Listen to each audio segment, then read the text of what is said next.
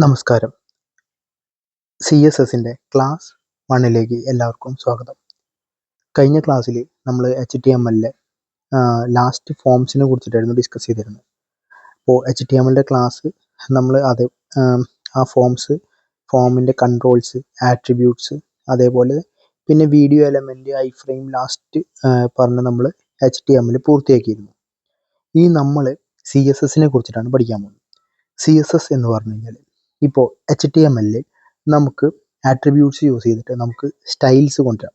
അല്ലെങ്കിൽ HTMLൽ തന്നെ നമ്മൾ സ്റ്റൈൽ എന്ന് പറഞ്ഞിട്ടുള്ള ടാഗ് യൂസ് ചെയ്തിട്ട് നമുക്ക് പല രീതിയിലുള്ള സ്റ്റൈൽസ് നമുക്ക് നമ്മുടെ ഫോണ്ടിനും അതേപോലെ തന്നെ ബാക്ക്ഗ്രൗണ്ടിനും ഒക്കെ നമുക്ക് കൊടുക്കാനായിട്ട് സാധിക്കും. എന്നാൽ നമുക്ക് കുറച്ചുകൂടിയും കൺവീനിയൻ്റ് ആയിട്ട് ഒരു ക്ലാസ് മെത്തഡോളജിയിൽ അല്ലാന്നുണ്ടെങ്കിൽ നമുക്കൊരു കോമൺ ആയിട്ടുള്ള ഒരു ക്ലാസ്സോ ഐഡിയോ വെച്ചിട്ട് നമുക്ക് HTMLൻ്റെ പുറത്ത് നമുക്ക് എന്ത് ചെയ്യാൻ പറ്റും, സ്റ്റൈൽസ് നമുക്ക് സ്പെസിഫൈ ചെയ്യാനായിട്ട് സാധിക്കും. അതിനുവേണ്ടി യൂസ് ചെയ്യുന്നതാണ് CSS. CSS എന്ന് പറഞ്ഞു കഴിഞ്ഞാൽ ഫുൾ ഫോം, അത് പല ഇതിലും ചോദിച്ച് കണ്ടിട്ടുണ്ട്. ഇപ്പോൾ ട്രേഡ്സ്മാൻ പോലത്തെ ലോ പെയ്ഡ് ആയിട്ടുള്ള പോസ്റ്റുകളിൽ നോർമലി ചോദിക്കുന്ന ചോദ്യമാണ് CSSൻ്റെ ഫുൾ ഫോം. അപ്പോൾ കാസ്കേഡിങ് സ്റ്റൈൽ ഷീറ്റ് എന്നാണ് CSS അറിയപ്പെടുന്നത്. ഓക്കെ, ഇനിയിപ്പോൾ CSS എന്താണ്, നമുക്കതിൻ്റെ കുറച്ച് ബ്രീഫായിട്ടുള്ള കാര്യങ്ങളാണ് നമ്മൾ ഈ ക്ലാസ്സിൽ നമ്മൾ ഡിസ്കസ് ചെയ്യാൻ പോകുന്നത്. CSSൻ്റെ വളരെ ബേസിക്സ് ആയിട്ടുള്ള കാര്യങ്ങൾ. തുടർന്ന് നമ്മൾ അടുത്ത ക്ലാസ്സുകളിൽ നമ്മൾ CSSൻ്റെ ഇൻഡെപ്ത് ക്ലാസ്സസ് നമ്മൾ നോക്കും. അപ്പോൾ നമുക്കൊരു 4-5 ക്ലാസ്സിനുള്ളിൽ നമ്മൾ CSS കംപ്ലീറ്റ് ചെയ്യുന്നതായിരിക്കും. അപ്പോൾ CSS എന്താണെന്ന് നോക്കാം. CSS എന്ന് പറഞ്ഞു കഴിഞ്ഞാൽ HTML ഡോക്യുമെൻറ്റിനെ സ്റ്റൈല് ചെയ്യാൻ വേണ്ടി ഉപയോഗിക്കുന്ന ഒരു ലാംഗ്വേജ് ആണ്. CSS എങ്ങനെയാണ് ഡിസ്ക്രൈബ് ചെയ്യുന്നത്, HTMLലെ എലമെൻറ്റുകൾ എങ്ങനെ ഡിസ്പ്ലേ ചെയ്യണം, അതായത് ഇപ്പോൾ ഒരു പാരഗ്രാഫ് എലമെൻ്റ് ആയിക്കോട്ടെ, അല്ലെങ്കിൽ ഒരു ഡിവിഷൻ ആയിക്കോട്ടെ, അല്ലെങ്കിൽ നമ്മൾ കൊടുക്കുന്ന ഒരു ഹെഡിങ് എലമെൻ്റ് ആയിക്കോട്ടെ, എന്ത് എലമെൻറ്റ് എങ്ങനെ ഡിസ്പ്ലേ ചെയ്യണം, ഏത് ഫോണ്ടിൽ ഡിസ്പ്ലേ ചെയ്യണം, ഏത് കളറിൽ ഡിസ്പ്ലേ ചെയ്യണം എന്നിങ്ങനെ ഡിസ്ക്രൈബ് ചെയ്യുന്ന CSS ആണ്. CSS എന്ന് പറഞ്ഞാൽ കാസ്കേഡിങ് സ്റ്റൈൽ ഷീറ്റ് എന്നാണ്. കാസ്കേഡിങ് എന്ന് പറഞ്ഞു കഴിഞ്ഞാൽ നമ്മൾ ഇപ്പോൾ നമുക്ക് ഏതൊക്കെ സ്റ്റൈൽസ് വേണമെന്നുണ്ടെങ്കിൽ നമുക്ക് അതിനൊക്കെ കാസ്കേഡ് ചെയ്ത് ഒരുമിച്ച് നമുക്ക് യൂസ് ചെയ്യാൻ പറ്റും എന്നുള്ളതാണ് അവിടെ പറയുന്നത്. CSS നമുക്ക് നമ്മുടെ വർക്കിന് ഒരുപാട് സഹായിക്കും. കാരണം HTMLൽ ഇപ്പോൾ നമ്മൾ HTML ഇൻലൈൻ ആയിട്ടാണ് നമ്മൾ സ്റ്റൈൽസ് എഴുതണേ, അല്ലെങ്കിൽ ആട്രിബ്യൂട്ട്സ് കൊടുത്തിട്ടാണ് സ്റ്റൈൽസ് എഴുതണേന്നുണ്ടെങ്കിൽ നമുക്കിപ്പോൾ HTML ഇപ്പോൾ ചേഞ്ച് എന്തെങ്കിലും ഒരു ഫോം എന്ന് പറയുക, ആ ഫോമിൽ നമുക്ക് എന്തെങ്കിലും മാറ്റം വരുത്തണമെന്നുണ്ടെങ്കിൽ അതിൻ്റെ ഫോണ്ടും അതിൻ്റെ ഒപ്പം തന്നെ നമ്മൾ റീറൈറ്റ് ചെയ്യേണ്ട ആവശ്യകത വരും. എന്നാൽ നമ്മൾ എക്സ്റ്റേണൽ CSS ആയിട്ടാണ് നമ്മൾ എഴുതുന്നതെന്നുണ്ടെങ്കിൽ നമുക്ക് സ്റ്റൈൽ മാറ്റണം എന്നുണ്ടെങ്കിൽ HTML മൊത്തം മാറ്റേണ്ട ആവശ്യകത വരുന്നില്ല. ആ സ്റ്റൈൽ മാത്രം നമുക്ക് മാറ്റിയാൽ മതി, അല്ലെങ്കിൽ ആ സ്റ്റൈൽ നമുക്ക് റീയൂസ് ചെയ്യാനായിട്ടുള്ള എബിലിറ്റിയും കാര്യങ്ങളും കൊണ്ടുവരും. അപ്പോൾ അത് നമുക്ക് ഒരുപാട് നമ്മുടെ വർക്കിന് നമുക്ക് എന്ത് ചെയ്യാൻ പറ്റും, സഹായിക്കും സേവ് ചെയ്യാനായിട്ട്. എക്സ്റ്റേണൽ സ്റ്റൈൽ ഷീറ്റ് എന്ന് പറയുന്നത് നമ്മൾ CSS ഫയൽസിൽ ആയിട്ട് നമ്മൾ എന്ത് ചെയ്യും, സ്റ്റോർ ചെയ്യും. അപ്പോൾ CSS ഫയൽ എന്ന് പറയുന്നത് നമുക്ക് .css, അത് കാസ്കേഡിങ് സ്റ്റൈൽ ഷീറ്റ് എന്നുള്ള രീതിയിലാണ് അത് ഡിസ്പ്ലേ ചെയ്യാം. ഓക്കെ, ഇനി CSSൻ്റെ സിൻടാക്സ്. നമുക്കിപ്പോൾ HTML എന്ന് പറഞ്ഞു കഴിഞ്ഞാൽ നമുക്കറിയാലോ, അതൊരു സ്ക്രിപ്റ്റിംഗ് ലാംഗ്വേജ് ആണ്. എന്നാൽ CSSന് ഒരു സിൻടാക്സ് ഉണ്ട്. ആ സിൻടാക്സ് എങ്ങനെയാണ്? അപ്പോൾ CSSലെ സിൻടാക്സ് എന്ന് പറയുന്നത് അതിലൊരു റൂൾ ഉണ്ടായിരിക്കും. ആ റൂൾ എന്താണെന്ന് വെച്ചാൽ ഒരു സെലക്ടർ ഉണ്ടായിരിക്കും, ഒരു ഡിക്ലറേഷൻ ബ്ലോക്ക് ഉണ്ടായിരിക്കും. സെലക്ടർ എന്ന് പറഞ്ഞു കഴിഞ്ഞാൽ ഇപ്പം അതിൻ്റെ ഒരു ID, ഇപ്പോൾ നമ്മൾ ക്ലാസ് പറയുമ്പോൾ ക്ലാസ്സിനെ നമ്മളൊരു ഒബ്ജക്റ്റ് എന്ന് പറയില്ലേ, അപ്പോൾ ആ ഒരു ഒബ്ജക്റ്റ് എന്നുള്ള രീതിയാണ്. അങ്ങനെ ഒബ്ജക്റ്റ് എന്നുള്ള ഇതായിട്ടല്ല, അങ്ങനെ ഒരു കൺസ്ട്രക്റ്റ് ആയിട്ടാണ് അത് അതായത് ഏതാണ് നമ്മൾ സെലക്ട് ചെയ്യണേ, അല്ലെങ്കിൽ എന്താണ് അതിൻ്റെ ഒരു എന്താ പറയുക എലമെൻറ്റ് എന്ന് പറയുന്നതാണ് ആ സെലക്ടർ. പിന്നെ ഒരു ഡിക്ലറേഷൻ ബ്ലോക്ക് ഉണ്ടാവും. ഈ ഡിക്ലറേഷൻ ബ്ലോക്ക് എന്ന് പറയുന്നത് നമ്മളൊരു പ്രോപ്പർട്ടി വാല്യൂ പെയേഴ്സിലായിരിക്കും ഉണ്ടായിരിക്കുക. പ്രോപ്പർട്ടി എന്ന് പറയുന്നത് ഇപ്പോൾ ഒരു ബാക്ക്ഗ്രൗണ്ട് കളറായിരിക്കാം, അല്ലാന്നുണ്ടെങ്കിൽ നമുക്കിപ്പോൾ ഒരു പിക്സൽസ്, അല്ലെങ്കിൽ നമ്മുടെ ഹൈറ്റ്, വിഡ്ത്ത്, അങ്ങനത്തെ പാരാമീറ്റർ ആയിരിക്കാം. അപ്പോൾ ഇതൊക്കെയാണ് പ്രോപ്പർട്ടീസ്. വാല്യൂസ് എന്ന് പറഞ്ഞു കഴിഞ്ഞാൽ ഇപ്പോൾ നമ്മൾ ഹൈറ്റ് ആണെന്നുണ്ടെങ്കിൽ നമുക്കത് പിക്സൽസിൽ കൊടുക്കാം, അല്ലാതെ നമുക്ക് ഇപ്പോൾ നോർമലായിട്ടുള്ള നമ്പേഴ്സിൻ്റെ രീതിയിൽ കൊടുക്കാം. വാല്യൂ ഇപ്പോൾ ഒരു നമുക്ക് എന്താ പറയുക, അത് ഹെക്സ് ആയിട്ട് വാല്യൂ കൊടുക്കാം, അല്ലാന്നുണ്ടെങ്കിൽ നമുക്ക് ക്യാരക്ടറായിട്ട് നമുക്ക് കൊടുക്കാം, അല്ലെങ്കിൽ ന്യൂമറിക്കായിട്ട് കൊടുക്കാം. ഇതാണ് പ്രോപ്പർട്ടി വാല്യൂ പെയറിലായിരിക്കും ഒരു CSSലെ സെലക്ടേഴ്സ് മീൻസ് ഡിക്ലറേഷൻ ഉണ്ടായിരിക്കുക. പിന്നെ ഓരോ പ്രോപ്പർട്ടി വാല്യൂ പെയർ കഴിഞ്ഞാൽ നമ്മൾ എന്ത് ചെയ്യണം, സെമി കോളൻ ഇടണം, അത് നിർബന്ധമാണ്. പിന്നെ ഈ സെലക്ടർ കഴിഞ്ഞ് കഴിഞ്ഞാൽ ഒരു സ്റ്റാർട്ടിംഗ് പ്രൈസ് ഉണ്ടാവും. അത് കഴിഞ്ഞ് കഴിഞ്ഞാൽ ആ ഒരു ഡിക്ലറേഷൻ കഴിഞ്ഞാൽ നമ്മൾ എന്ത് ചെയ്യണം, ക്ലോസിംഗ് പ്രൈസസ് ഇടണം. പിന്നെ ഓരോ സെറ്റ് അത് ഓർത്ത് വയ്ക്കുക. കാരണം നമുക്ക് ചിലപ്പോൾ PSCയിൽ ചോദിക്കുന്ന ചോദ്യം എന്ന് പറഞ്ഞു കഴിഞ്ഞാൽ CSS നെയിം വാല്യൂ അല്ലെങ്കിൽ പ്രോപ്പർട്ടി വാല്യൂ പെയർസ് എന്തായിരിക്കും അതിൻ്റെ സെപ്പറേഷൻ എന്നായിരിക്കും ചോദിക്കുക. സെപ്പറേഷൻ എന്ന് പറയുന്നത് ഇപ്പോൾ കോളൻ ആയിരിക്കാം, അല്ലെങ്കിൽ സെമി കോളൻ ആണോ, അങ്ങനെയൊക്കെ ചോദിക്കുക, അല്ലെങ്കിൽ നൺ ഓഫ് ദ എബോവ്. അപ്പോൾ നമുക്ക് മനസ്സിലാകണം അത് കോളൻ ആണ്. പിന്നെ ഓരോ ഡിക്ലറേഷൻ കഴിഞ്ഞ് കഴിഞ്ഞാൽ ഓരോ പ്രോപ്പർട്ടി വാല്യൂ പെയർ കഴിഞ്ഞാൽ നമ്മൾ അതിനെ സെമി കോളൻ ഇട്ടിട്ട് വേണം സെപ്പറേറ്റ് ചെയ്യാനായിട്ട്. അത് ചിലപ്പോൾ ചോദിക്കും, ചിലപ്പോൾ കോമ സെപ്പറേറ്റഡ് ആണോ, സെമി കോളൻ സെപ്പറേറ്റഡ് ആണോ, അതുപോലെ കോളൻ സെപ്പറേറ്റഡ് ആണോ, അത് നൺ ഓഫ് ദ എബോവ് ആണോ. അപ്പോൾ നമുക്കത് മനസ്സിലായിരിക്കണം. അതായത് ഓരോ പ്രോപ്പർട്ടി വാല്യൂ പെയർ കഴിഞ്ഞ് കഴിഞ്ഞാലും സെമി കോളൻസ് ആയിരിക്കും അവിടെ സെപ്പറേറ്റ് ചെയ്തിട്ടുണ്ടാവുക. ഓക്കെ. പിന്നെ ഓരോ ഡിക്ലറേഷൻ എന്നൊരു പ്രോപ്പർട്ടി നെയിം വാല്യൂ നമ്മൾ പറഞ്ഞിരുന്നു. പിന്നെ മൾട്ടിപ്പിൾ CSS ഡിക്ലറേഷൻ എന്ന് പറയുന്നത് സെമി കോളൻസ് വഴിയാണെന്ന് നമ്മൾ മനസ്സിലാക്കി. ഡിക്ലറേഷൻ ബ്ലോക്ക് എന്ന് പറയുന്നത് ഒരു എന്നിനുള്ളിലായിരിക്കും ഉണ്ടായിരിക്കുക, ഒരു ബ്രേസസിനുള്ളിലായിരിക്കും ഉണ്ടായിരിക്കുക. അപ്പോൾ ഇത് നമ്മൾ ഒരു സാമ്പിളായിട്ടുള്ള ഒരു ഫയലാണ് നമ്മൾ പറയുന്നത്. ഒരു HTML ഡോക്യുമെൻ്റ് തന്നിട്ടുണ്ട്. അതിലെങ്ങനെയാണ് CSS എന്ന് പറയുന്നത്, നമുക്ക് സ്റ്റൈൽ എന്ന് പറഞ്ഞിട്ടുള്ള ആ പെയ്ഡ് ടാഗിനുള്ളിലായിരിക്കും നമ്മൾ എന്ത് എഴുതുക, ഇൻലൈൻ ആയിട്ട് നമ്മൾ എഴുതുകയാണെങ്കിൽ CSS എഴുതുക. ഇപ്പോൾ നമ്മൾ HTML കൊടുത്തിട്ടുണ്ട്, ഹെഡിനുള്ളിൽ നമ്മൾ സ്റ്റൈൽ സ്പെസിഫൈ ചെയ്തിട്ടുണ്ട്. ഒരു സെലക്ടർ P എന്ന് പറഞ്ഞൊരു സെലക്ടർ നമ്മൾ ക്രിയേറ്റ് ചെയ്തിട്ടുണ്ട്. ആ സെലക്ടർ അതിൽ നമ്മൾ ആ സ്റ്റൈൽ കൊടുത്തിട്ടുള്ളത് കളർ എന്ന് പറയുന്നത് റെഡ് എന്ന് പറയുന്നത് ടെക്സ്റ്റ് -അലൈൻ, അതായത് അലൈൻമെൻറ്റ് സെൻറ്റർ ആണെന്ന് നമ്മൾ കൊടുത്തിട്ടുണ്ട്. അതിനുശേഷം സ്റ്റൈൽ ഷീറ്റ് ക്ലോസ് ചെയ്തിട്ടുണ്ട്, ഹെഡ് ക്ലോസ് ചെയ്തിട്ടുണ്ട്.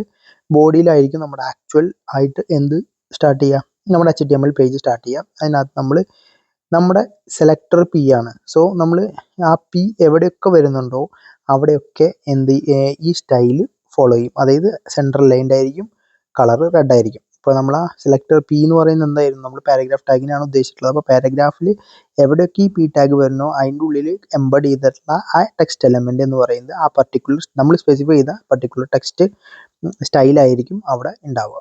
ഓക്കെ. അതിനുശേഷം ബോഡി ടാഗ്. അപ്പോൾ നമ്മളിവിടെ ഹലോ വേൾഡ് എന്ന് പറയുന്നതും these paragraphs are style with CSS എന്ന് പറയുന്നതും അതിൻ്റെ പ്രോപ്പർട്ടി എന്തായിരിക്കും, റെഡ് ആയിരിക്കും കളർ, അലൈൻമെൻറ്റ് സെൻട്രൽ ലൈൻഡ് ആയിട്ടായിരിക്കും ഡിസ്പ്ലേ ചെയ്യുന്നുണ്ടാവുക.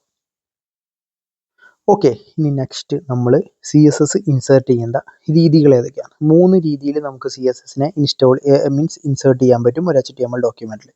ഒന്ന് എക്സ്റ്റേണൽ CSS ആയിട്ടും, ഇൻറ്റേർണൽ CSS ആയിട്ടും, ഇൻലൈൻ CSS ആയിട്ടും. അപ്പോൾ എന്താണ് എക്സ്റ്റേണൽ CSS അല്ലെങ്കിൽ ഇൻറ്റേർണൽ CSS അല്ലെങ്കിൽ ഇൻലൈൻ CSS? അപ്പോൾ നമുക്ക് നോക്കുകയാണ്. നമുക്ക് ആദ്യം ഇൻറ്റേർണൽ CSS എന്താണ്. ഒരു ഇൻറ്റേർണൽ സ്റ്റൈൽ ഷീറ്റ് എന്ന് പറയുന്നത് ഒരു HTML പേജിൽ ഒരു യുണീക്ക് സ്റ്റൈൽ മാത്രമാണ് ഉപയോഗിക്കുന്നത് എന്നുണ്ടെങ്കിൽ നമുക്ക് ഇൻറ്റേർണൽ CSS യൂസ് ചെയ്യാം. അതെന്ന് പറയുന്നത് നമ്മൾ നേരത്തെ കണ്ടിരുന്നു, സ്റ്റൈൽ ടാഗിനുള്ളിലായിരുന്നു അത് ഡിസ്പ്ലേ ചെയ്യുന്നുണ്ടാവുക. അപ്പോൾ നേരത്തെ നമ്മൾ കണ്ടിവിടെ സ്റ്റൈൽ ടാഗിനുള്ളിലായിരുന്നു നമ്മളത് ഡിസ്പ്ലേ ചെയ്തിട്ടുള്ളത്. ഓക്കെ. ഇനി നെക്സ്റ്റ് വൺ എന്ന് പറയുന്നത് ഇപ്പോൾ നമ്മൾ അതിൻ്റെ ഒരു ഇൻലൈൻ നമ്മൾ നേരത്തെ കണ്ട ഒരു എന്താ പറയുക ഇൻറ്റേർണൽ CSS ആണ്. അപ്പോൾ HTML നമ്മൾ ഇപ്പോൾ ഹെഡിനുള്ളിൽ നമ്മൾ സ്റ്റൈലിനുള്ളിലായിരിക്കും നമ്മൾ എഴുതുക. ഇവിടെ നമ്മൾ ബോഡി എന്ന് പറഞ്ഞിട്ടുള്ള ആ ഒരു ബോഡി ടാഗിന് നമ്മളൊരു സ്റ്റൈൽ സ്പെസിഫൈ ചെയ്ത് കൊടുത്തിട്ടുണ്ട്. ബാക്ക്ഗ്രൗണ്ട് കളർ എന്ന് പറയുന്നത് ലിനൻ. അപ്പോൾ ഇവിടെ ശ്രദ്ധിക്കുക, നമ്മുടെ HTML ബാക്ക്ഗ്രൗണ്ടിന് BG കളർ എന്നാണ് നമ്മൾ പറയുന്നത്, എന്നാൽ CSSൽ ബാക്ക്ഗ്രൗണ്ട് -കളർ എന്നാണ്. ഇത് പലപ്പോഴും ചോദിച്ച് കണ്ടിട്ടുണ്ട്. അത് നമ്മൾ ഓർത്ത് വയ്ക്കുക. അതായത് HTML എങ്ങനെയാണ്, CSSൽ എന്താണ്. അപ്പോൾ അത് അങ്ങനെ ആ ഒരു ഡിഫറൻസ് നമ്മുടെ മനസ്സിൽ ഓട്ടോമാറ്റിക്കലി വരണം. എന്നാൽ മാത്രമേ ഇനി നാളൊരു ചോദ്യത്തിൽ ചിലപ്പോൾ ഇതിലേതാണ് CSSൽ ബാക്ക്ഗ്രൗണ്ട് കളർ യൂസ് ചെയ്യുന്ന ആ ഒരു എലമെൻ്റ് എന്ന് ചോദിച്ചിട്ട് BG കളർ കൊടുക്കും, ബാക്ക്ഗ്രൗണ്ട് കളർ എന്ന് കൊടുക്കും, അതുപോലെ വേറെ ഏതെങ്കിലും രണ്ടെണ്ണം തരാം. അപ്പോൾ നമ്മൾ മനസ്സിലാക്കി വെക്കണം, ബാക്ക്ഗ്രൗണ്ട് -കളർ എന്നുള്ളതാണ് CSSൽ ബാക്ക്ഗ്രൗണ്ട് കളറിനെ സ്പെസിഫൈ ചെയ്യുന്നത്. ഓക്കെ. അവിടെ നമ്മൾ ലിനൻ എന്ന് പറഞ്ഞ കളർ കൊടുത്തിട്ടുണ്ട്. പിന്നെ H1 എന്ന് പറഞ്ഞൊരു സെലക്ടർ വീണ്ടും കൊടുത്തിട്ടുണ്ട്. അതിൽ കളർ മെറൂൺ കൊടുത്തിട്ടുണ്ട്. ലെഫ്റ്റ് മാർജിൻ 40 px, അതായത് നെയിം വാല്യൂ പെയറിൽ നമ്മൾ 40 px ആണ് ലെഫ്റ്റിൽ മാർജിൻ നമ്മൾ കൊടുത്തിട്ടുള്ളത്. അപ്പോൾ നമുക്ക് അറിയാം ബോഡി ടാഗിനുള്ളിൽ നമ്മൾ സ്പെസിഫൈ ചെയ്യണ എല്ലാം കളർ ലിനൻ കളറായിരിക്കും ഡിസ്പ്ലേ ചെയ്യുക. പിന്നെ H1 എന്ന് പറഞ്ഞ സെലക്ടർ നമ്മൾ കൊടുത്തിട്ടുണ്ട് എങ്കിൽ H1 എന്ന് പറഞ്ഞാൽ ഹെഡിങ് ആണ്. ഹെഡിങ്ങിൻ്റെ കളർ മെറൂൺ ആയിരിക്കും, ലെഫ്റ്റ് മാർജിൻ 40 px ആയിട്ടായിരിക്കും അതിൻ്റെ ഡിസ്പ്ലേ, അതായത് മാർജിൻ. ഓക്കെ. അതിനുശേഷം ദിസ് ഈസ് എ പാരഗ്രാഫ്. അപ്പോൾ അവിടെ നമ്മൾ P ടാഗിന് പ്രത്യേകിച്ച് എന്ത് കൊടുത്തിട്ടില്ല, നോർമലി ഒരു സ്റ്റൈലൊന്നും കൊടുത്തിട്ടില്ല എന്നുള്ളത് കൊണ്ട് തന്നെ അത് നോർമലായിട്ടുള്ള ലെഫ്റ്റ് അലൈൻഡ് ആയിട്ട് ഡിസ്പ്ലേ ചെയ്യും. അതിനുശേഷം ബോഡി ടാഗ് ക്ലോസ് ചെയ്തു. അപ്പോൾ ബോഡി ടാഗിനുള്ളിൽ വരുന്നതാണല്ലോ ഈ H1ഉം Pയും. സോ അതിൻ്റെ ബാക്ക്ഗ്രൗണ്ട് എന്ന് പറയുന്നത് എന്തായിരിക്കും? ലിനൻ ആയിരിക്കും കളർ. H1 എന്ന് പറഞ്ഞ സെലക്ടറാണ് അവിടെ യൂസ് ചെയ്യുന്നത് അല്ലേ. H1 സെലക്ടർ നമ്മൾ കളർ കൊടുത്തിട്ടുണ്ട് മെറൂൺ കളറും. മാർജിൻ ലെഫ്റ്റ് PX 40 px എന്ന് പറഞ്ഞിട്ടുണ്ട്. 40 px മാറി ഡിസ്പ്ലേ ചെയ്യണം എന്ന് പറഞ്ഞിട്ട് കാണിച്ചിട്ടുണ്ട്.